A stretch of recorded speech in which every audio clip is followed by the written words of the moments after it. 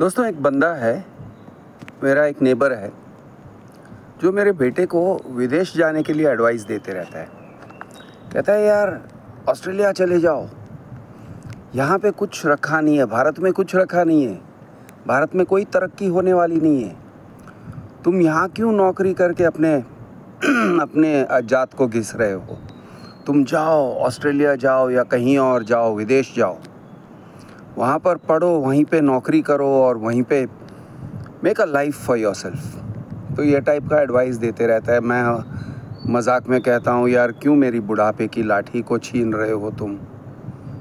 क्यों मेरे बेटे को विदेश भेजने पे तुले हुए हो?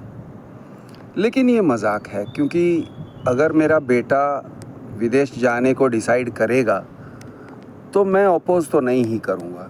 अगर वो करना चाहता है तो करे। लेकिन मेरी एक राय है इस चीज़ के बारे में। क्या विदेश जाकर, यानी is it a good objective कि विदेश जाओ? या फिर इस तरह से पूछते हैं कि बचपन में टीचर पूछते हैं क्लास में कि बेटा तुम बड़े होके क्या बनना चाहते हो? तो एक बच्चा कहता है मैं डॉक्टर बनना चाहता हूँ, दूसरा बच्चा कहता है मैं इंजीनियर बनना चाहता हूँ, और अगर तीसरा बच्चा कहता है मैम मैं विदेश जाना चाहता हूँ, मैं विदेश जाकर कमाऊँगा, यानी मैं एमिग्रेंट बनना चाहता हूँ, किसी और देश का इमिग्रेंट बनना चाहता हूँ। Is it a good answer? क्या ये सोच सही है? हर चीज़ में there are many ways of approaching this.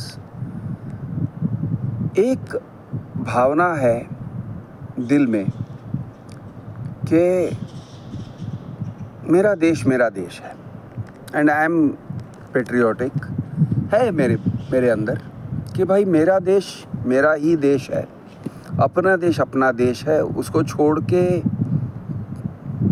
और कहीं खुशी नहीं मिलेगी। ये एक सोच है, और and I am willing to be corrected. अगर कोई कहता है नहीं क्रिश ऐसा नहीं है, I am okay with that. लेकिन ये एक मैं पर्सनल सोच आपके सामने रख रहा हूँ कि अपना देश जो है अपने घर की तरह है। जब हम कहते हैं I am an Indian, all Indians are my brothers and sisters, थोड़ी पुरानी सोच है। कोई कहेगा यार ये टेक्स्ट बुक की सोच है, लेकिन ये सोच है, और ये सोच में मुझे आनंद मिलता है। It makes me happy, it makes me feel one, it makes me feel connected. मुझे इस मिट्टी के साथ एक कनेक्शन महसूस होता है। मुझे यहाँ के लोगों के साथ कनेक्शन महसूस होता है, यहाँ के पॉलिटिक्स के साथ, चाहे जो भी पॉलिटिशियन हो उसके साथ एक कनेक्ट महसूस होता है। और मैं आर्ग्यू करता हूँ कि जो लोग किसी और देश में इमिग्रेंट बन के रह जाते हैं, जैसे कि ऑस्ट्रेलिया या कनाडा या यूरोप, जर्मनी, कहीं भी आप अगर जाकर एक इमिग्रेंट बन के रह जाते हो, या यूएसए, तो मैंने देखा है कि लोग वहाँ के पॉलिटिक्स के साथ कनेक्ट नहीं कर पाते हैं, और उनका जो पॉलिटिकल माइंड है वो भारत के साथ ही जुड़ा हुआ रहता है। वो या तो मोदी के प्रशंसक रहते हैं या राहुल गांधी के, बट मोस्टली मोदी के। अरे मोदी करते हैं। वहाँ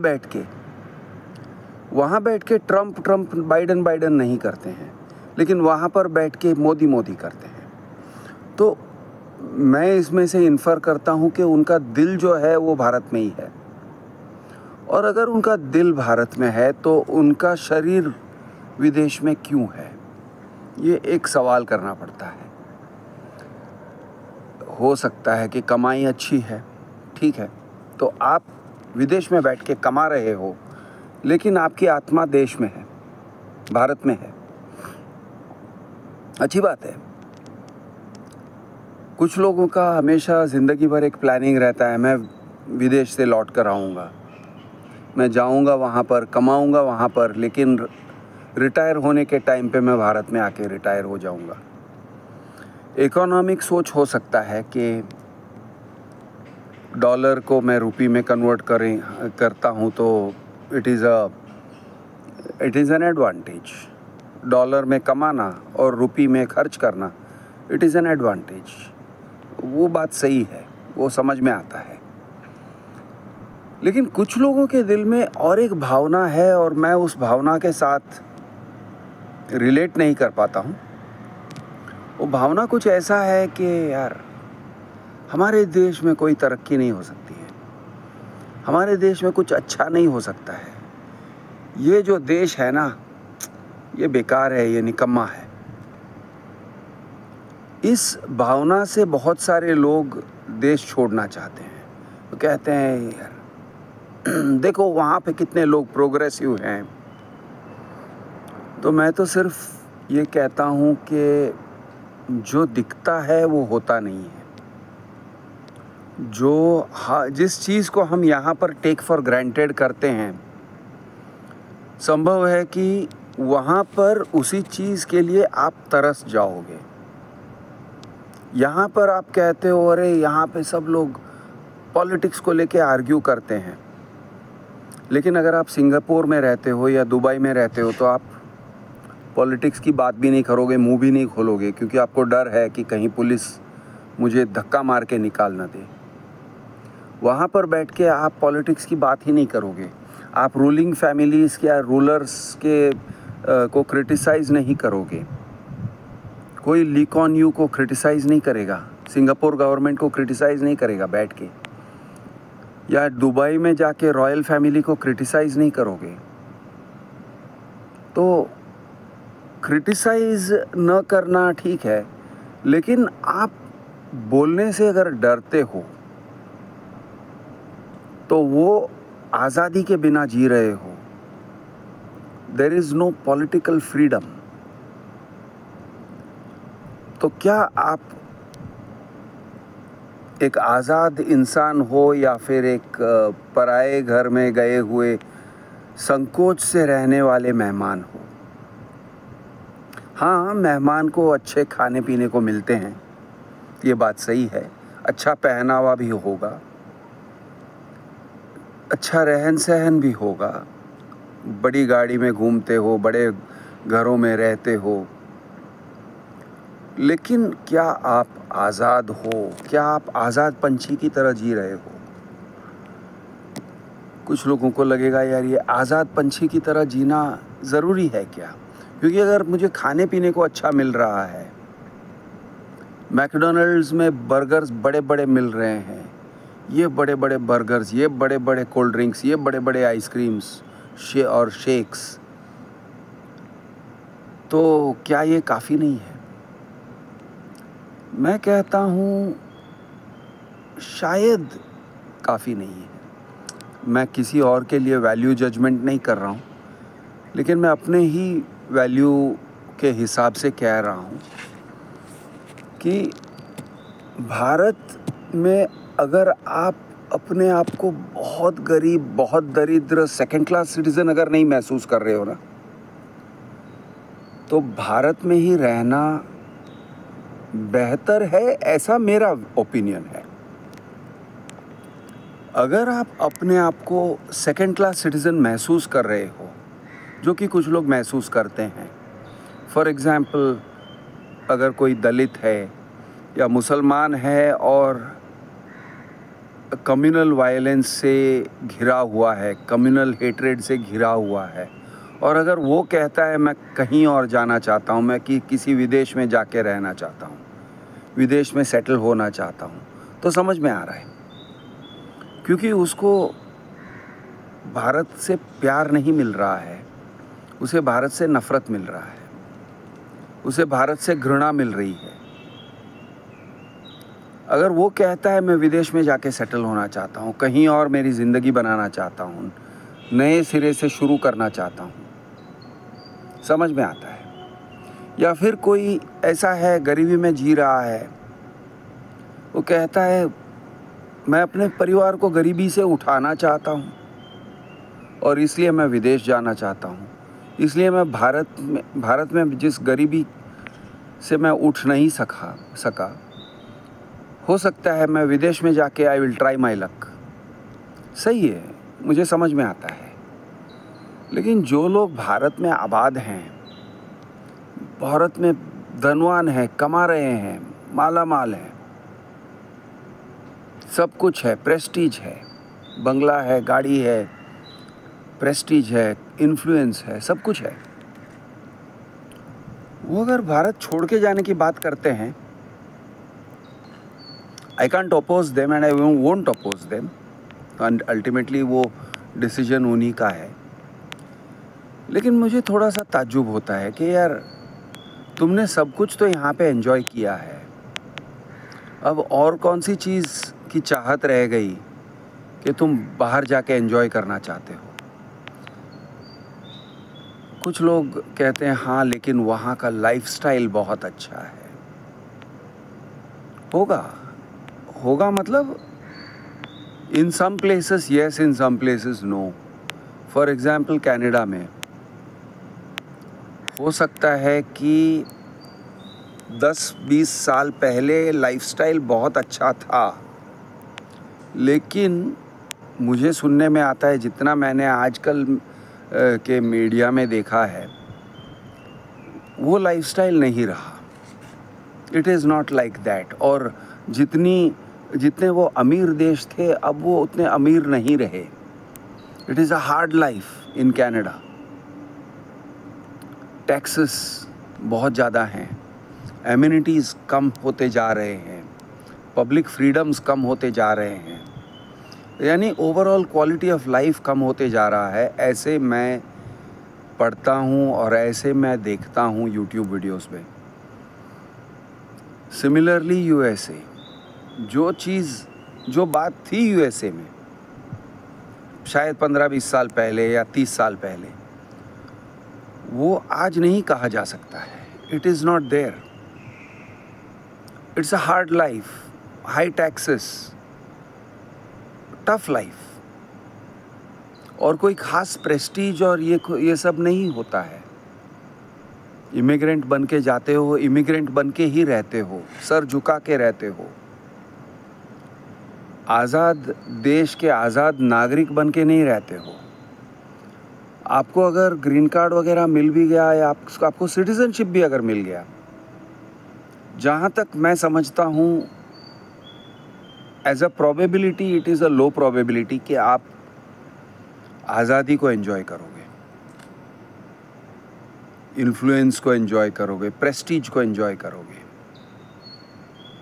और भारत में रहते हुए हाँ, माना कि हमारे इंफ्रास्ट्रक्चर में कमियां हैं, करप्शन बहुत है, कहते हैं वो करप्शन वहाँ पर भी है, लेकिन यहाँ का करप्शन एक अलग टाइप का करप्शन है। हम जिसकी चीज़ को कहते रहते हैं करप्शन करप्शन करप्शन, है वो चीज़।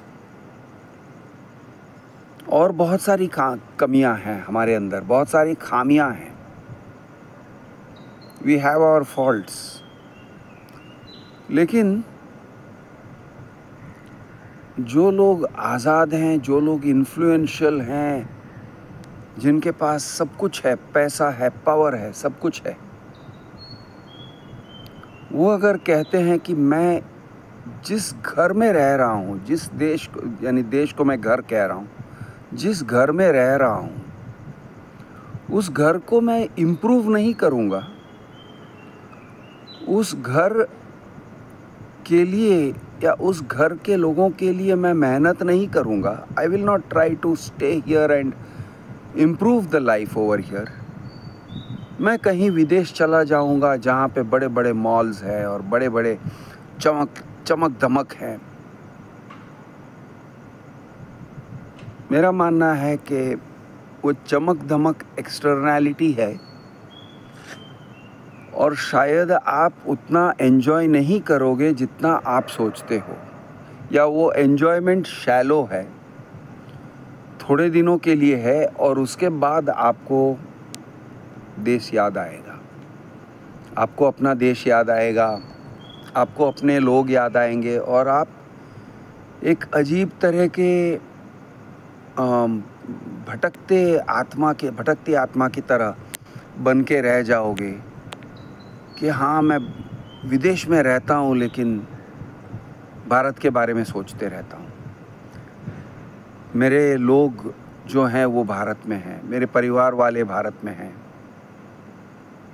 और मैं अपने वहाँ के घर, वहाँ के रास्ते, वहाँ के नेबरहुड्स, इन्हीं के बारे में सोचते रहता हूँ, लेकिन रह रहा हूँ, फिज़िकली रह रहा हूँ विदेश में। तो ये बड़ी अजीब तरह की ज़िंदगी है जो मैं रेकमेंड नहीं करूँगा। I will not recommend it.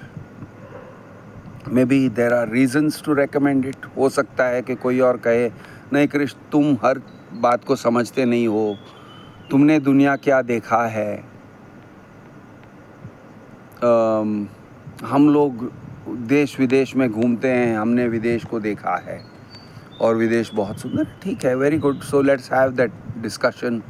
आप कहो कि मैं जो कह रहा हूँ वो सही नहीं है, से इट इन कमेंट्स।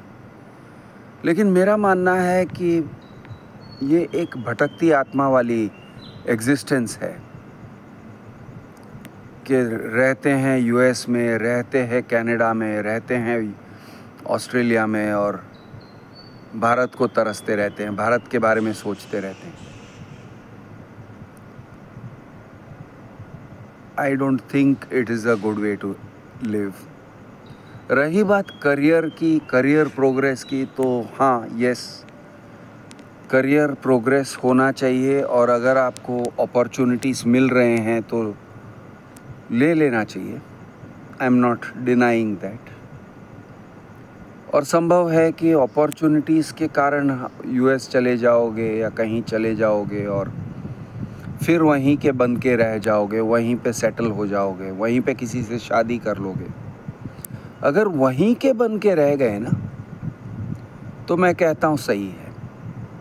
अगर वहीं के बन के रह गए, अगर जिस देश में गए हो, जिस मिट्टी पर रह रहे हो, अगर आपने उसी मिट्टी को चूम लिया, उसी मिट्टी के बन के रह गए, वहीं के वफादार बन के रह गए, यू बिकेम एन अमेरिकन और एन ऑस्ट्रेलियन,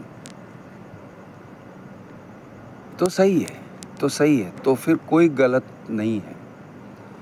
लेकिन आप वहाँ पर बैठ के एक डिसम्बॉडीड मैं इंडियन हूँ, मैं हमेशा इंडियन रहूँगा, मेरा दिल है हिंदुस्तानी कह के रहते हो, तो मैं कहता हूँ यार क्यों किया ऐसे, क्यों किया ऐसे? एक आइडेंटिटी क्राइसिस क्यों बना लिया अपने लिए? That is my opinion. मेरा समझना ऐसे है कि ज़िंदगी में you have to make yourself complete. अपना पूरा कोशिश ये रहना चाहिए कि हम किसी भी तरह से आधे अधूरे न रह जाएं, हम किसी भी तरह से डिसएम्बॉडीड न रह जाएं, हम किसी भी तरह से डिसएसोशिएटेड तरीके से न जिए। जैसे भी जिए एक कैसे कहूँ, कंप्लीट होके जिए, कंप्लीटनेस। इसीलिए मैं सेक्स की बात करते रहता हूँ, साइकोलॉजिकल सेटिस्फैक्शन की बात करते रहता हूँ, हर तरह के सेटिस्फैक्शंस की बात करता हूँ, हर तरह की आज़ादी की बात करता हूँ, कंप्लीटनेस,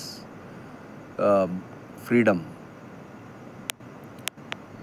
तो इसी in the same vein I am saying कि we have to become complete.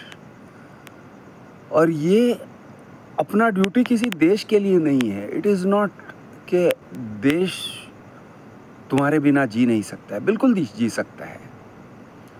तुम्हारे या मेरे बिना बिल्कुल ही देश कंप्लीट है। हमारी ज़रूरत नहीं है देश को, लेकिन हमें अपने कंप्लीटनेस की ज़रूरत है, हमें होल होने की ज़रूरत है, हमें एक तरह की परिपूर्णता चाहिए अपनी ज़िंदगी में। और अगर हम ये नहीं ला सकते हैं ना, तो हम गद्दारी कर रहे हैं देश के साथ नहीं, अपने साथ। हम अपने साथ गद्दारी कर रहे हैं। So I think the question to ask is, आप विदेश जाओगे तो क्या आप दिल यहाँ पे छोड़ के जाओगे, या अपनी पूरी शरीर और आत्मा को लेके जाओगे और वहीं पे जाओगे और वहीं के बन के रह जाओगे? अगर आपका आंसर है कि यस, मैं वहीं का बन के रह जाऊंगा, या I will be a world citizen,